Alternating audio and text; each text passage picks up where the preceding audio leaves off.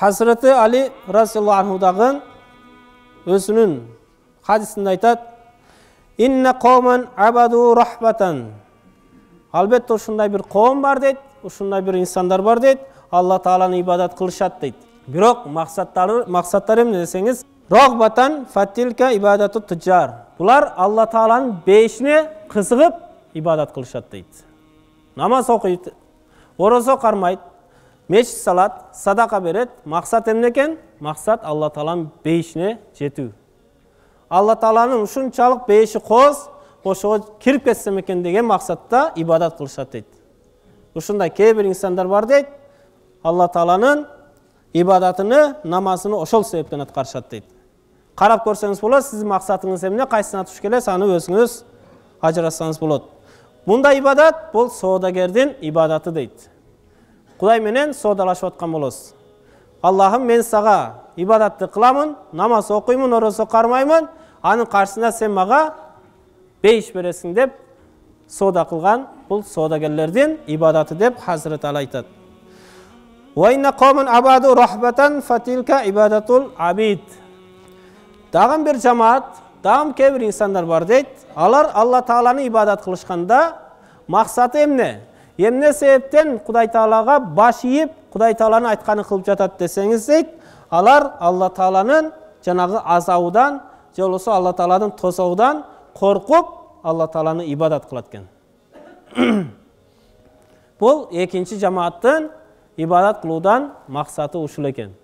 Биринчи, Allah Taala'nын бейишине кызыгып, бейишке кирүү максат болсо, экинчи жамааттын максаты ушул Кудайдын тозогуна түшүп, азабына түшүп калбайын деген коркунуч менен намаз окуп, орозо кармап, жана башка ибадаттарды аткарат дейт. Wa inna qawman abadu shukran fatilka ibadatul ahrar muttafaqun alayh. Üçüncü kavm, üçüncü cemaat var deyt. Алар Allah Taala'nı ibadat kılışat, şükran. Allah Taala'nın bergen nimetlerine şükürçülük kılıp, Allah Taala meni uşunçalık den soğuluk berip, Allah Taala meni insan kılıp jaratıptır. Allah Taala bütkül nerseni men üçün jaratıptır. Halakalakum deyt Allah Taala. Bütkül alamını sen üçün jarattım deyt. İnsan üçün. Sen meni orunbasarımsın dep Allah Taala ayetlarda aytat. Oşol nerseni esep deyt. Üçüncü cemaat Allah Taala'nı ibadat kılgıudan maksat, namaz okuudan maksat, Allah Taala'nın buyruğunu atkaruudan maksat, bir gana Allah'ın razılığı üçün. Allah'ın şükür keltiriu, Allah'a şükür keltiriu öyle maksat deyt. Fatilke ibadatul ahrar, bul uşunday azat bolgon insandardın, erkin bolgon adamdardın, momundardın ibadatı uşunday bolot deyt. Жалпысынан момун мусулмандар Allah Taala'nı 3 maksatta ibadat kılat eken emес. Je Allah Taala'nın beyişine kirip ketүү maksat eken. Мундай ниет болсо, ал дагы туура. Бирок бул соодагердин ибадаты дейт. Эртең күнү сизге бейишти Allah Taala берет. Бирөөлөр дагы бир жамаат ибадат кылат экен, Алланын тозогунан коркуп ибадат кылат. Бул кишилердин ибадаты ибадатул абид, жанагы кул болгон адамдардын ибадаты дейт. Кул адам кандай? Кул адам өзүнүн кожоюнан коркконунан, жанагы кожоюндун буйругун аткарат да. Туурабы? Кожоюнан коркпосо, кожоюнун азабы болбосо, ал кул эч качан кожоюнун кызматын кылбайт ал. Кожоюнун буйругун аткарбайт. Тыйган нерсесиден тыйылбайт кул адам.